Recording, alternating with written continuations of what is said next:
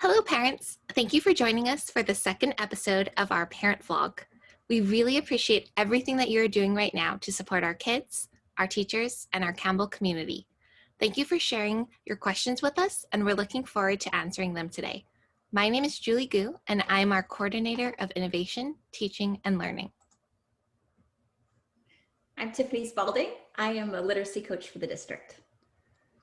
My name is Misty Klusner, and I'm the Digital Innovation TOSA for the district. And my name is Trevor Walker, and I'm the IT Director for the Campbell School District. Okay, our first question for today is about writing. And so the question was, how do teachers accurately assess kids when tools like spell check or grammar are being used on the documents? And should these functions be turned off?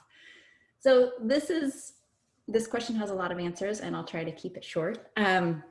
First off, I would check with your teacher, because writing, there's so much that goes into writing that you need to figure out what your teacher's focus is.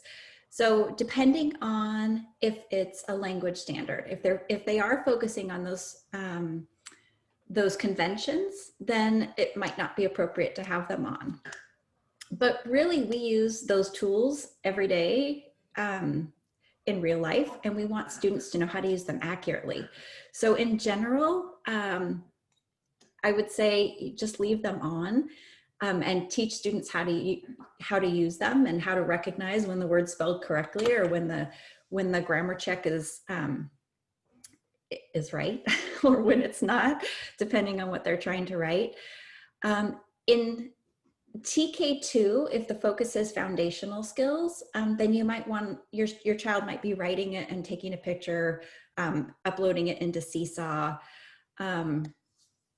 If the purpose of the assessment is to share it with a global audience, then you want it as accurate as possible.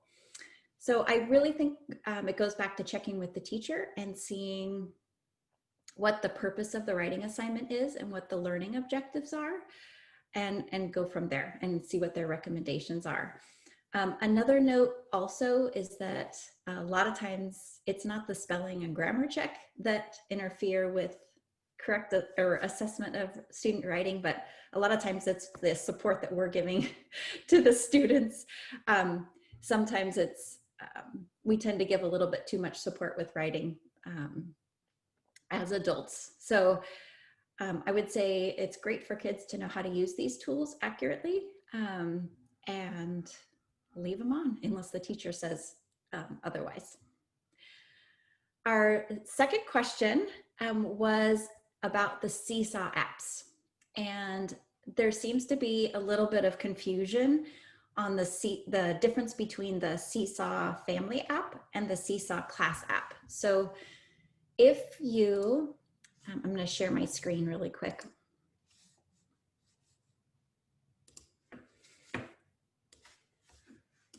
Sorry, I think you can see my Zoom tools. So I'm going to move this. I just took a screenshot of what the apps look like, and this is why it's so confusing. The icon is exactly the same, but in the Class app, this is where students post. So if you have an iPad or another device and you want to download this onto it, and you're not going through Clever, it says class underneath, and this is where students post, they see their teacher's work. The family app is where you can see your child's work and announcements from the teacher and so forth. So this is for the adults, the family app, and this is for the students, and they look very similar, so it's easy to get confused. The other thing you might want to do is go to, oh, can't do that when I'm screen sharing, is go to the CampbellUSD.org website and click on reopening plan and COVID-19 info. If you scroll down and go to Family Guide to Distance Learning, it's available in both English and Spanish. And there will be directions on Seesaw in this document. So you can always get support here for getting logged in or installing the correct app. Right. So another question that we got was, how can my child use other websites and Zoom at the same time? So I wanted to actually share with you a couple of keyboard shortcuts available on a Chromebook that can help you help your child be able to navigate between between Zoom, which automatically usually takes up their full screen, and being able to use other programs like Chrome, say that they're typing, or another website. So if Zoom automatically takes up the full screen, if they simply hit the escape button on their screen, that's going to make it so it minimizes. And then they can even then go to the borders of Zoom and make it smaller or bigger. Also, when Zoom is full screen on your computer, in the top right-hand corner, you'll see a little icon that has 4 arrows pointing in, and you can click that and that'll exit full screen as well. Another keyboard shortcut that you can use is hitting the Alt and left bracket, and that'll actually make it so that Zoom or whatever program you're using will shrink to take up half the screen. And so if you hit Alt and the left bracket, that's going to make it so that program then only takes up the left half of your screen. Or you can hit Alt, hold on the Alt and the right bracket, and that'll make it so it only takes up the right side of your screen. So again, those are a couple of keyboard shortcuts that you could use as your child starts to navigate both Zoom and another program on their computer at the same time.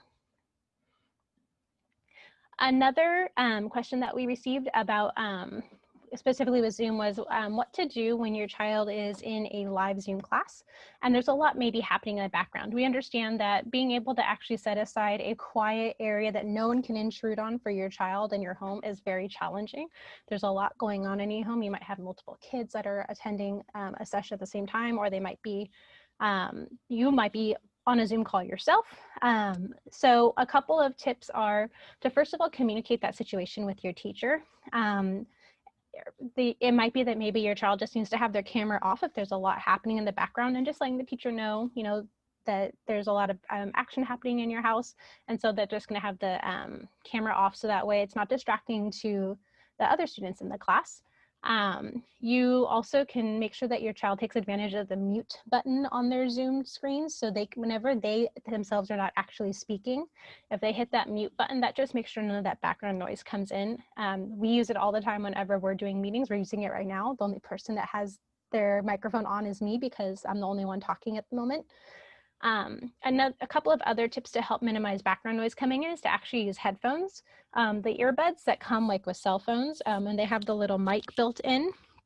Right here, these work great, because then the only sound coming in is right here by my mouth versus all the sound behind me coming into the microphone on my computer.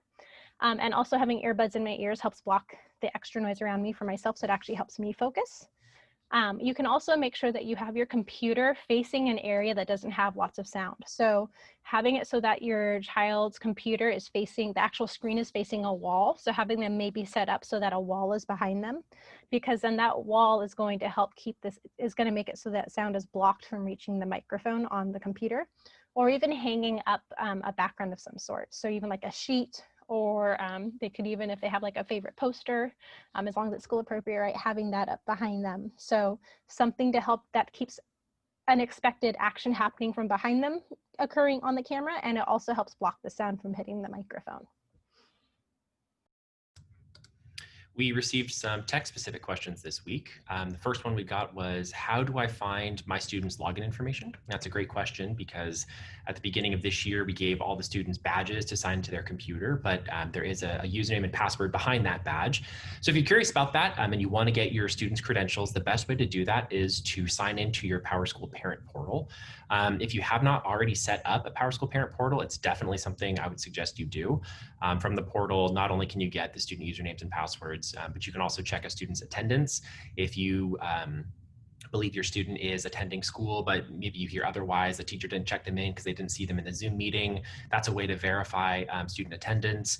Allows you to check on their progress and their grades as well. So it's really an important tool that we use in the district to keep parents in the loop. We're going to put a suggested video in the description here for more information on creating a PowerSchool parent account. It's a pretty straightforward process. And once you create that account and sign in, you will be able to see the student credentials there.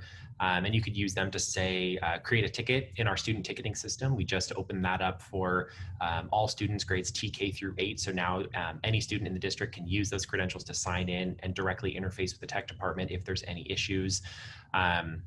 You can also directly sign into a Chromebook if you misplace your badge. So it's definitely something to check out. Look for that suggested video and definitely create that PowerSchool parent account. On the equipment side of things, we got some questions this week about hotspots. How am I allowed to use the hotspot? Am I allowed to take it places? All of our hotspots have unlimited data. So they're definitely meant to be used. They're meant to travel with the Chromebook when network connectivity isn't available. So imagine if a student is traveling between mom and dad's house, they should take the hotspot with them between the houses rather than having one hotspot at mom's house, one hotspot at dad's house, right? It's one hotspot per kid, travels with them. If they need it while in a car, definitely take it in the car. The only limitation on the hotspot use is that it must stay within the United States. So please don't bring the hotspot outside the country or you may be liable for excessive roaming charges there. We are still handing them out through the school front offices though. So please reach out if your student needs internet at home and we can provide a hotspot for you and your family. We've also heard some requests from users that they would benefit from having a headphone with a microphone, kind of like what Misty was just talking about. Using that headphone and microphone, like she said, in a Zoom meeting is dramatically going to cut down on that background noise, especially if there's multiple learners in the same room or space. So we have 600 that just arrived yesterday. And we're going to be distributing them out to the front offices. We have another couple hundred on order. So please, if you would benefit from a free headphone and microphone, contact your school front office team and arrange a pickup time. And we'll have additional units, like I said, coming in, arriving throughout the week. So please reach out. We're more than happy to hand those out and improve student learning at your house. Okay, and our last question is, how can I help my child remember their login and meeting times? One of our Campbell Profile of the Graduate competencies is self-direction. One way for students to practice this is to log in independently. Some tips are to have their badge nearby or having login information on a Post-it and keeping it on their Chromebook or a space that's easy to view while working. They can also keep information on a Google Doc or Google Calendar. A lot of this is muscle memory, and the more times they practice, the easier it will be. Another idea is to have students keep track of their own schedule with an alarm or a family home device. To keep track of my daughter's Zoom meetings, we set an alarm on our Amazon Echo 10 minutes before to give her time to stop whatever she's doing and plenty of time to get ready for class. This can also be set to play a school bell or a favorite song. It's also a great way to remind students to take a break or to build in some quiet time. Also, please make sure that you are able to build in some quiet time for yourself. Self-care is so important, especially during this time. If there are questions that we didn't answer here today, please submit your own questions at bit.ly/CUSD and it will also be linked in the description. We'll include it in our next webinar, and thank you so much for joining us.